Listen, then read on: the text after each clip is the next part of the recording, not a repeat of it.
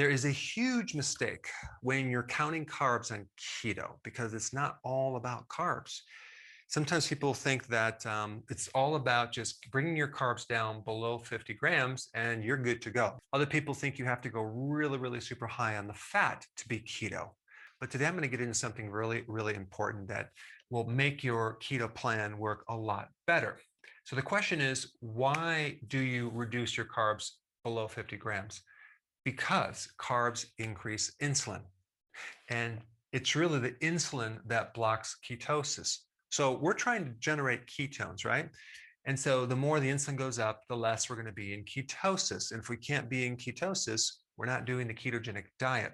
So people start counting carbs, they start looking at sugars, they start focusing on the glycemic index. But what's missing in this whole thing is the understanding that protein also increases insulin, especially if you have insulin resistance or you're a diabetic or you're pre-diabetic. I mean, there's so many times where a diabetic will go on low carb, okay, and then they'll have this huge steak as their dinner, and they wake up in the morning and the sugar's just like off the chart. How can that be? I ate low carb. It's the protein. So protein has the ability to increase insulin, not as much as carbs, but it will increase insulin.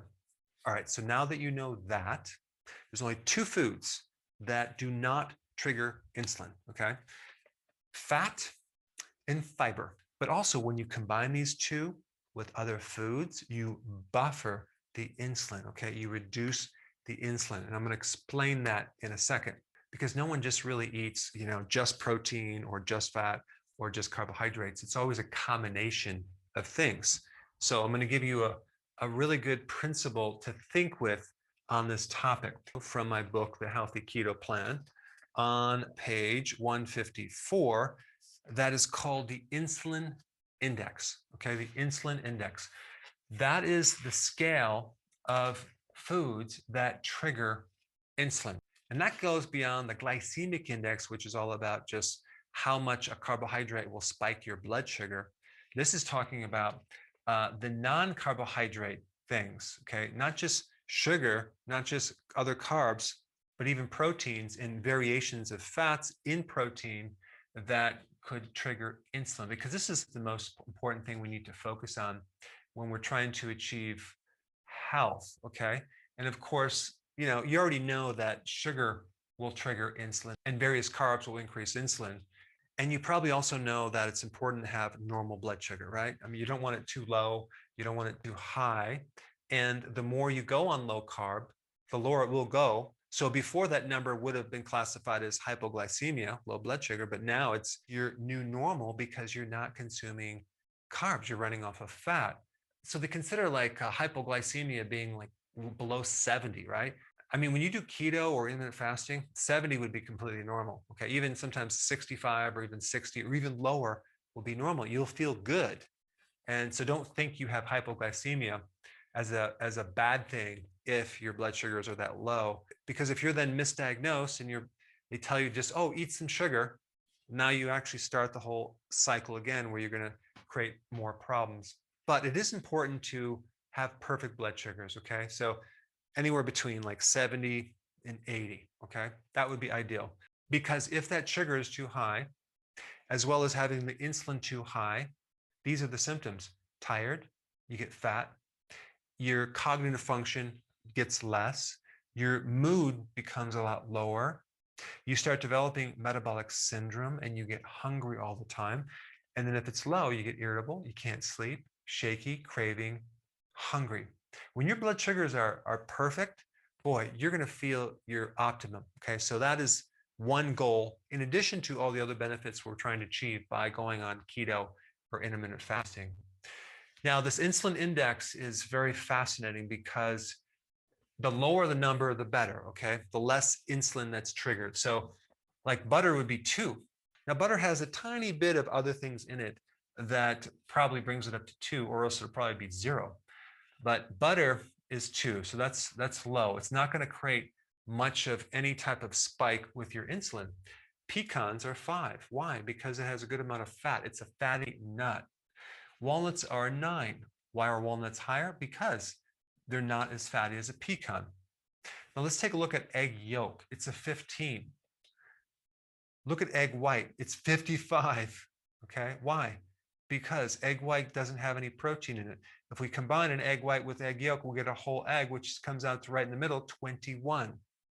So again, I want you to think with the concept of normal fat that comes with the protein is going to be better for your insulin stabilization. So anything low fat or lean or skim is not going to help you because we want this insulin low. The more lean a protein is, the more low fat, the higher the insulin, the less your ability to get into ketosis. Now let's take something that's really high on the insulin index, whey protein powder. Why? Because there's no fat in it. It's super high.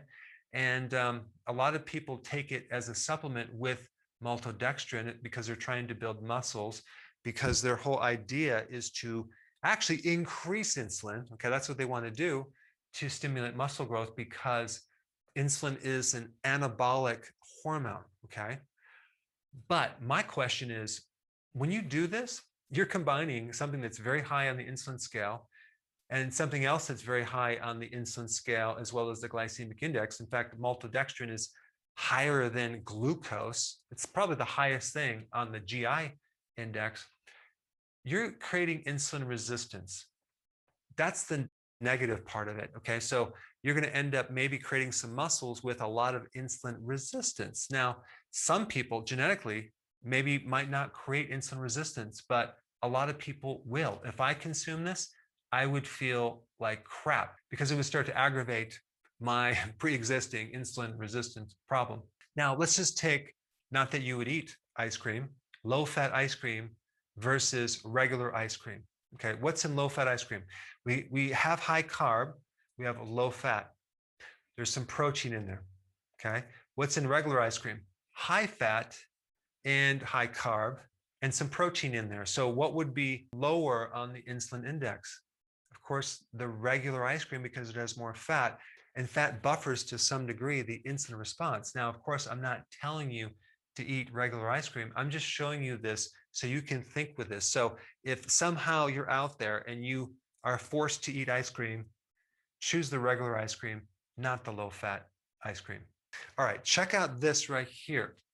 We have whole wheat bread, okay, versus white bread. It's almost the same as far as insulin. So why is white bread higher on the insulin index? Because it has less fiber. Fiber buffers the insulin response. All right, check this out relating to fat. Tuna, like in a can, is 16 if it's in oil, but it's 26 if it's in water. Why is this one higher? Because it doesn't have the oil. The oil is supposed to buffer the insulin response, and there's no oil in there, so that is why it's higher. Let's take a look at whole milk, okay? It's 24, but look at skim milk, it's 60. You see the difference there? Why? Because there's a lot less fat in skim milk. Now let's take a look at something else. Let's look at beer, it's 20, white wine is 3. Now for this one, we're not talking about fiber, okay? We're not talking about fat. We're just talking about the relationship between how beer will affect your insulin levels versus white wine. So obviously now you're probably going to run out and start drinking white wine, but here's what you need to know. There's something else in alcohol that creates the problem, and that is alcohol. So there's alcohol in both of these, and that's going to create the liver damage, and it's going to give you a set of additional problems. So it's not always just about insulin, it's about other things in these ingredients. Okay, so now I hope you have some deeper concepts that go beyond just the carb counting, but I think the best video to watch next would be the one on the glycemic index and glycemic load. That's something a little bit different, so check it out. I put it up right here.